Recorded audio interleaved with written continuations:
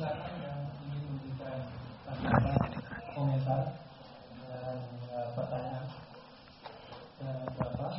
Ya.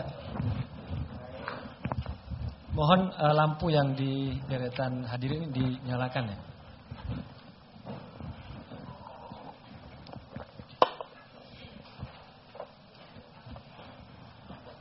Ada 4 hal yang ingin saya tanyakan.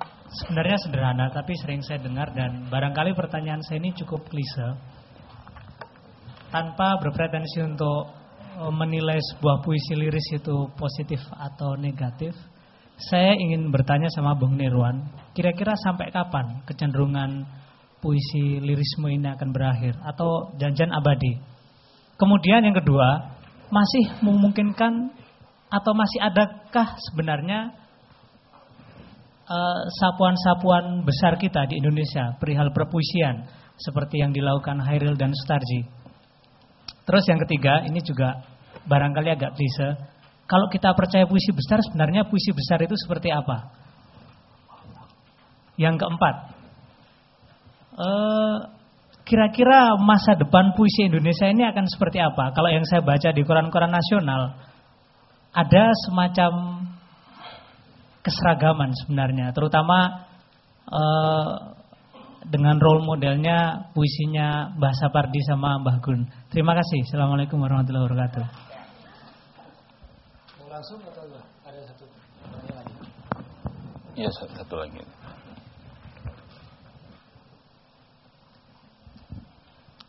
Ya, tadi ada saya menyoroti satu hal yang sangat menarik buat saya, yang dikatakan bahwa Sapardi mengatakan Rendra adalah penyair yang mengembalikan puisi pada kalimat. Yang jadi pertanyaan besar buat saya adalah sebenarnya puisi yang baik itu apakah atau sebuah karya, bukankah dia harus sampai kepada masyarakat luas sehingga amanat yang terkandung pada karya tersebut bisa terjadi perubahan pada masyarakat tersebut lewat amanat yang terkandung pada karya tersebut. Nah, sementara tadi dikatakan bahwa yang menghindar dari Hairil adalah Rendra, yang artinya mengembalikan puisi pada kalimat. Tetapi sampai hari ini nyatanya mungkin akan ada yang mengatakan ini pandangan subjektif dari baju yang saya pakai. Tapi nyatanya sampai hari ini berapa persen atau berapa jumlah penikmat sastra yang mengenal Sapardi Djoko Damono? Saya rasa cukup menjadi sebuah kenyataan bahwa lebih masyarakat terutama kaum muda lebih menyukai sampai hari ini karya-karya yang lahir lewat Hairil Anwar dibandingkan yang dikatakan penyair-penyair yang mengembalikan puisi pada kalimat. Jadi saya mau minta pendapat Anda, apa yang terjadi dari data tersebut sehingga puisi yang dikembalikan pada kalimat itu bisa menjadi paham. Ya, oke, terima kasih. Sudah paham. Ya, yang lain? Ada penanya satu lagi? Iya, mudah-mudahan saya ingat.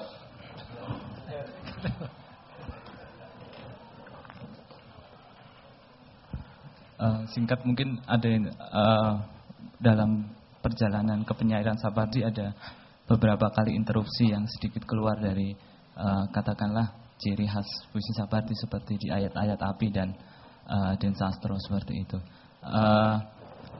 Kemudian ketika kolam terbit saya kira banyak orang yang mengatakan Sapardi kembali kepada Dukamu Abadi. Tetapi sebenarnya sebelum Dukamu Abadi Sapardi saya kira juga menulis puisi yang cenderung pada puisi pamflet seperti itu. Mungkin bisa diulas seperti itu.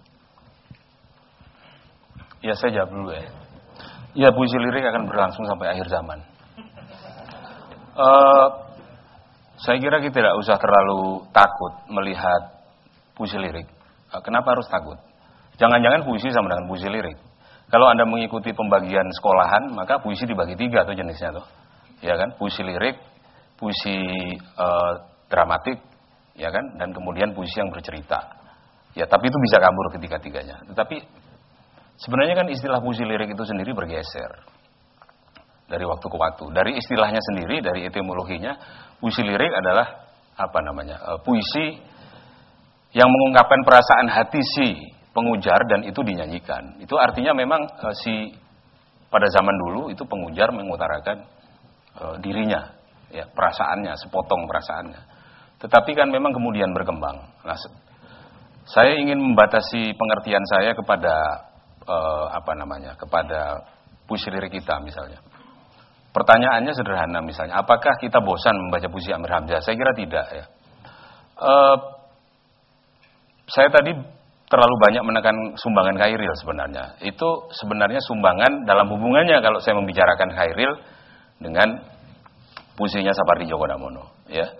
Tetapi kan kita bisa memperluas pemandangan kita sebenarnya.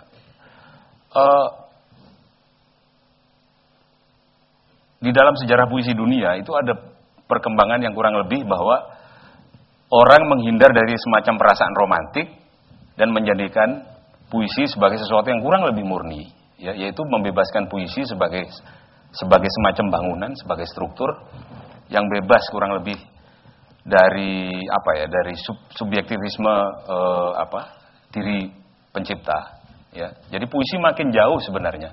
Kalau ada pengujar di dalam puisi itu dari aku yang penyair itu sendiri. Itulah makanya timbul istilah puisi murni, ya. Itu istilah kaum simbolis sebenarnya di Prancis. Puisi murni itu apa? Puisi yang betul-betul menggali potensi bahasa sejauh-jauhnya dan bukan tidak ada ungkapan subjektif di situ, tapi itu disembunyikan di bawah permukaan benda-benda, di bawah permukaan, di bawah tekstur puisi.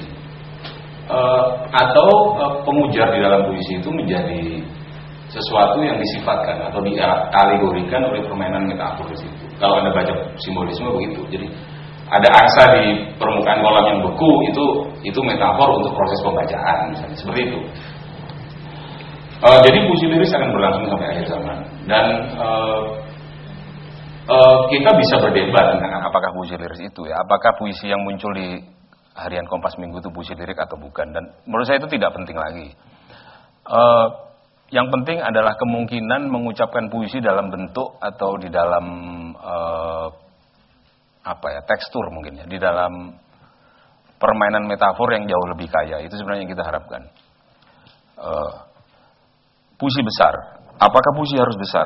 Menurut saya puisi tidak harus besar. Asrul Sani pada tahun 48 itu pernah mengatakan, memakai istilah puisi gigantis. Puisi gigantis itu sebenarnya puisi ide. Ya. Ada kutipan di catatan kaki saya yang nomor berapa itu. Jadi Asrul Sani pada waktu itu cemas kepada puisi emosi. Nah, kenapa puisi emosi itu tadi yang saya katakan, dan ketika saya mengutip esai Sapardi tentang Khairil, itu kan ditekankan berkali-kali, ya kan, bahwa puisi bebas itu cenderung menjadi wadah atau wadah yang mekanistis bagi itu tadi, ya, peluapan emosi dan sentimentalisme. Dan itu memang terjadi. Jadi kalau Anda membaca penyair-penyair yang dipengaruhi Khairil, banyak sekali itu, mulai dari Bahrum Rangkuti sampai Rukiah Kertapati, ya. Itu semua hampir dikatakan menggunakan bentuk puisi Khairil, tetapi bisa dibilang bahwa itu puisi ide, dalam arti bahwa puisi ide dalam tanda kutip. Yang penting itu apa yang mau dikatakan. Sehingga sebenarnya mubazir sebagai puisi, ya.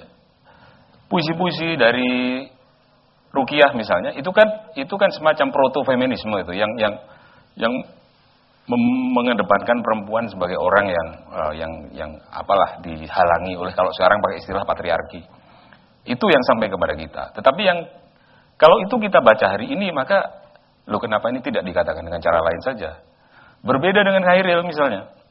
Khairil itu seakan-akan menggunakan ide, tetapi ide itu menjadi topeng bagi bentuknya sendiri. Kalau kita lihat puisi-puisi kuatrinnya, ya kan? Cemara menderai sampai jauh misalnya. Bait kedua dan ketiganya itu kan ide itu. Hidup hanya menunda kekalahan. Itu kan pernyataan falsafi juga atau semu falsafi. Tetapi